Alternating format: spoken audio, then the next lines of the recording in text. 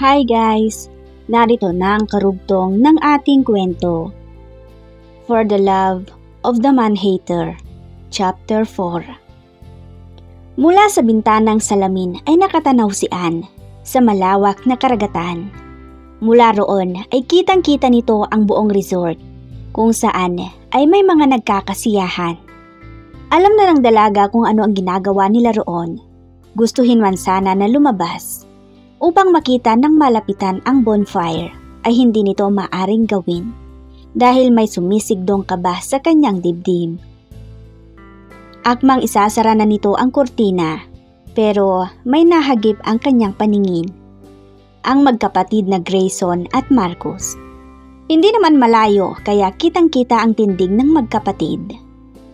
Ha? Kailan ka pa natutong kumilatis ng magandang tindig? Kastigo niya sa sarili, saka sinara ang kurtina. Pag-upo nito sa kama ay tumunog ang kanyang mobile phone. Tinampot nito upang tingnan kung sino ang caller. Bago ang SIM card ni Anne at tanging si Giel pa lang ang nakakaalam. O maaring nakuha na rin ni Marcus dahil iyon ang numerong nilagay nito sa application form. Sinagot ni Anne ang tawag mula kay Giel. Hello, Giel. Sambit niya. Miss Anne, tara sa beach. Anyaya ni Giel na nasa kabilang linya. It's too late, Giel. Maaga pa ako bukas. Tugon ni Anne. Sandali lang naman. Tsaka Sunday bukas. Hindi kailangang maaga. Narito ako sa labas ng opisina mo. Saad ulit ni Giel. Hindi na ituloy ni Anne ang nais niyang sabihin.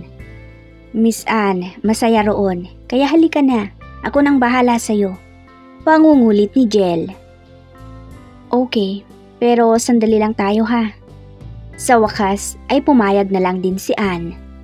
Pinutol na nito ang pag-uusap nila para makapag-ayos ng sarili dahil nakapantulog na. Nagsuot na lamang si Anne ng jacket. Nakapijama naman. Pagkatapos ay tinungo na nito ang pinto ng kanyang kwarto. Hi Miss Anne. Bungad ni Giel na nasa labas ng pinto. Pagbukas ni Anne.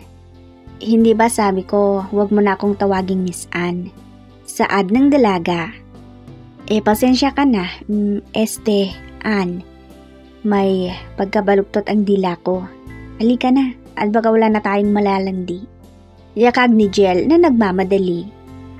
Ikaw lang ang lalandi. Hindi ako kasama. Dahil wala akong tiwala sa mga lalaki. Lalo na sa mga may gininto ang pagmumukha. Seryosong turan ni Anne. Ay, bakit naman? Tips lang girl. Bukas ng umaga, makikita mo mula sa bintana ng kwarto mo ang katawan ni Sir Marcus na matagal ko nang pinagpapantasyahan at pinagnanasaan. Tuwing umaga, nagsuswimming siya. Ewan ko lang kung hindi ka malula. Wika ni Giel. Buntong hininga ang sinagot ni Anne. Natigil na lang sila sa pag-uusap nang nasa malapit na sila sa bonfire. Nakasuot ng t-shirt at maong short pants sina Grayson at Marcus. Good to see you here, Miss Arellano, Marcus said in a sexy voice. Just call me Anne, sir. Simpleng sabi ng dalaga. Sure, but I want you to call me Marcus. Ganti naman ng lalaki. Okay, but only when out of the office or kapag tayong dalawa lang. Saad ulit ni Anne. Fair enough. Enjoy your stay, Anne. Saad ni Marcus. Nakihalubilo na lang ang dalaga, ngunit ang mga matay nagmamasid sa paligid, lalo na sa mga taong nakapalibot. Kinaumagahan, nakasilip sa bintanang salamin si Anne pagkatapos makatanggap ng mensahe mula kay Giel. Nalula ang dalaga sa nakikita nito. Marcus drop-dead sexy body. Totoo naman ang sinabi ni Giel, pero bakit siya sumilip sa bintana? Nang wala na sa kanyang paningin si Marcus, ay nagpa siya nang pumunta sa kanyang opisina. Maaga pa naman masyado. Isa pa, kakaahon pa lang ni Marcus. Kampante na nakaupo si Anne nang may kumatok. Inayos nito ang sarili bago tinungo ang pinto upang tingnan kung sino. Hi, good morning, Miss Anne Arellano? Bati nang napagbuksan ni Anne. Ngumiti muna siya rito bago sumagot. Yes, come in. Alok niya sa babae. Hindi na po ma'am. Pinapatawag ka kasi ni Sir Marcus. By the way, I'm Ashley. Pakilala ng babae. Kinamayan ito ni Anne. Nice to meet you, Ashley. And please, just call me Anne. Okay, ako palang makakasama ninyo today, day off ni Jel. Kahapon naman sa akin. Ganun ba? Sige, tara. Yakag niya sa babaeng singkit. Are you Korean or Chinese? Tanong ni Anne kay Ashley. Hindi po, ganito lang talagang mga mata ko. Yung kapatid ni Mr. Montecristo, pareho kayong singkit. Saad ulit ni Anne na ang tinutukoy ay si Grayson. Namit na ninyo siya? Oo, narito siya mula pa kahapon. Lumawak ang ngiti ni Ashley, pero hindi na lang umimik si Anne. Hanggang narating nila ang ika-4 na palapag ng hotel. Kumotok si Ashley. Hindi nagtagal ay may nagbukas na ng pinto. Come in. Alok ni Grayson na siyang nagbukas ng pinto ng opisina ni Marcus. Good morning, Sir Grayson. Bati ni Anne. Likewise, Miss Arellano. Siya pala si Ashley, ang makakasama natin today sa pag-ikot dito sa buong resort. Wika ni Grayson. Nasabi ko na, Sir Grayson. Sabat ni Ashley. Okay. Ash, parang gumaganda ka yata. Saad ni Grayson. Nambobola ka na naman tol, ang aga-aga pa. Ani Marcus, nakalalabas mula sa kabilang pinto. Hindi naman kuya, nagsasabi lang ng totoo. Ani Grayson nang lingunin ang kapatid. Ewan ko sa'yo. Miss Arellano, siguro naman kilala mo na si Ashley. Baling ni Marcus kay Anne. Yes, sir. Good. So let's go. Noona nang lumakad si Marcus, sumunod lang ang tatlo. Kuya, wala ka talagang sinasanto. Kahit araw ng linggo hindi mo pinapalampas. Turan ni Grayson. Manahimik ka nga. We're going to attend mass first before we go anywhere.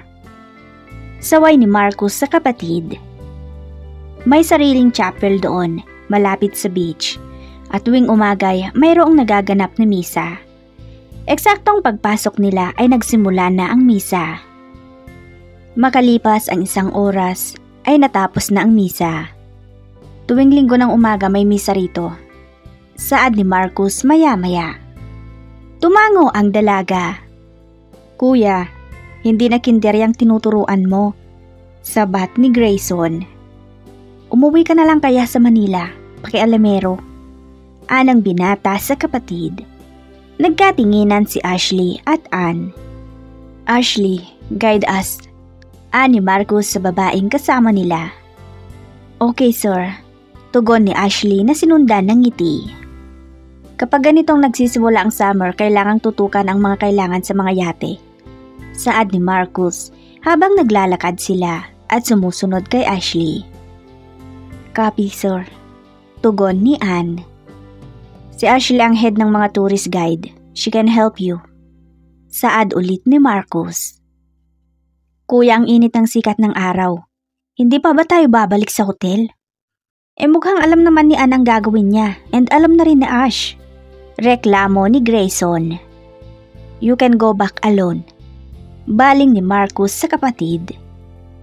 Mamaya na lang. Nasabi ni Grayson na napakamot sa ulo. Manahimik ka na lang. May payong naman na iinitan ka pa. Turan ni Marcus saka muling binalik ang atensyon kay Anne. Namumulan na ang pisngi ni Anne dahil sa init ng sikat ng araw. Sir, hindi mo kailangang isa-isahin lahat. This is not the first time I work as a supervisor. Hindi napigilang sabi ni Anne. Si Kuya, look at her, namumula na dahil sa init. Ani Grayson na napatingin sa mukha ni Anne. Okay, but make sure na walang magiging problema kapag nagdagsaan na ang mga turista. Seryosong sabi ni Marcus. I assure you, Mr. Montecristo. Let's see. Sambit nito na bahagyang ngumisi. You'll see. Ganti ni Anne. Hindi na sumagot si Marcus. Nauna na itong lumakad. Pasensya ka na sa kapatid ko, Anne. Ganyan lang talaga yan pagdating sa trabaho. Hinging paumanhin ni Grayson sa dalaga. It's okay, Sir Grayson. Tara na, masyadong mainit ang sikat ng araw. Yakag ni Grayson sa dalawang babae. Sumunod na sila kay Marcus. Sa restaurant ang tinungo ni Marcus at nakasunod lang silang tatlo. Maupo muna kayo. Ani Grayson sa dalawang babae nang nakapasok na sila sa restaurant, habang si Marcus naman ay kausap ang isang crew. Maya-maya ay lumapit ito sa kanila. Follow me. Saad nito sa tatlo. Follow the leader. Birong tura ni Grayson. Kayo na lang, sambit ni Anne. Napalingon si Marcus dito. I said, follow me. Mahina ngunit mariin nitong sabi. Tara na, mukhang mainit ang ulo niya. Ani Grayson. Ganyan lang talaga yan, Anne. Masasanay ka rin sa kanya. Bulong ni Ash. Napailing na sumunod si Anne. Have a seat. Alok ni Marcus pagpasok nila. Kuya, kailangan mo yata ng ice cream o kaya ay halo-halo pampalamig. Biro ulit ni Grayson. Shut up. Mariing sambit ni Marcus. Kuya, kailan pa umatras ang dila mo sa isang babae? Pangaasar ni Grayson sa halip na tigilan ang nakatatandang kapatid. Lakas ng sipa sa'yo, no? Patuloy ni Grayson. Ikaw kayang sipain ko riyan. Kung hindi ko ba naman alam na kaya ka nagtsitsagang bumiyahe rito ay para lang makapagpakyut kay Ashley. Gusto mo ibuko kita? Bantaan ni Marcus na napatingin sa dalawang babae. Huwag mo namang lakasan, kuya. Bulong ni Grayson. Manahimik ka na lang din. Nakangising sabi ni Marcus dito. Makalipas ang halos 2 oras. Siguro naman, hindi ka na maiinitan dito, Miss Arellano. Ani Marcus sa dalaga. Nang nasa hotel na sila at nagsisimulang maglibot. Natural, Mr. Montecristo. Kasi ang sikat ng araw nasa labas at wala dito.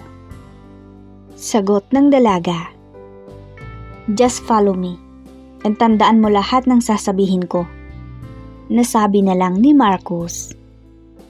Beside what? Kunot noon na tanong ni Marcus. Nothing. Sambit ni Anne. Lalong kumunot ang noo ni Marcus habang tahimik lang si Grayson at Ashley. Pakiramdam ni Anne ay nawawala ang kalahati ng kanyang mga binti dahil sa sobrang pangangawit. Can I go back to my office, sir? Saad niya maya-maya. Napatingin ang binata rito. Okay. Kiming sagot ni Marcus. Sasabay na ako kay Anne, sir. Ani Ashley. Tumango lang si Marcus habang si Grayson ay nakangiting kumaway sa dalawa. I never expect this, Ashley. Ani Anne nang nasa elevator na sila. Ang alin? I'm so tired. Namamanhid ang mga binti ko. Ganon ba talagang boss niyo? Ganon lang talaga siya. Masasanay ka rin sa ugali niya.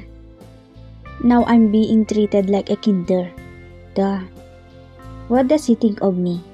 Hindi ba niya binasa ang nakasaad sa form ko?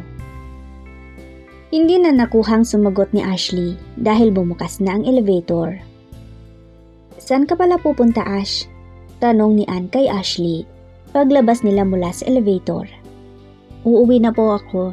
Bakit? Sagot nito. Taga rito ka pala sa Tagaytay. Aalis na ako. Napagod din kasi ako sa kakalakad. Biruin mo yun. Pagkain lang ang pahinga. Sige, mag-ingat ka. See you tomorrow.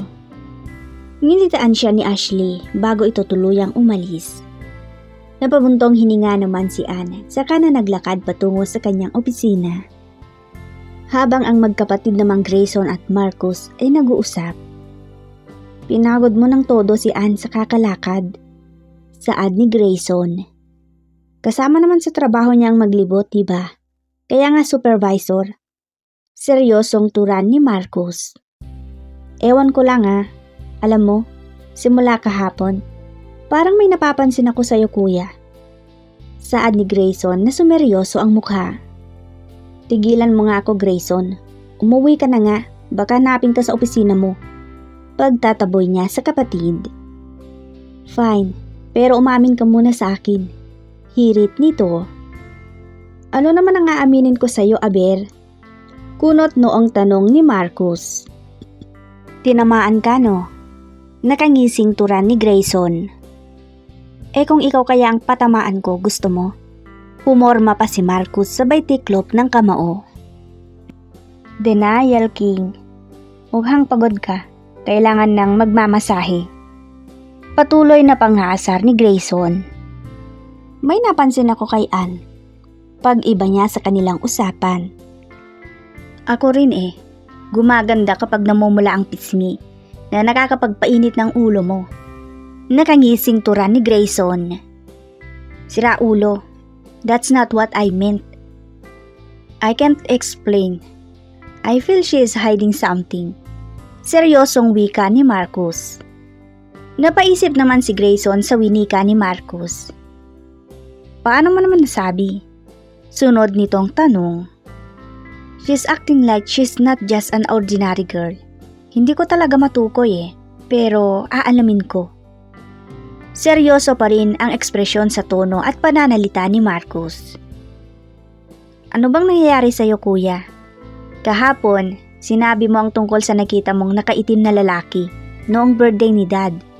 Tapos ngayon, si Anne, pinag-iisipan mo ng kung ano-ano. Makauwi na nga at baka mapagkamalan mo naman akong si Superman. Naguguluhang wika ni Grayson. Kahit kailan, pilosopo ka talaga. Sige, layas na, nang makapagpahinga na ako. Pagtadaboy na lang din ni Marcus sa kapatid.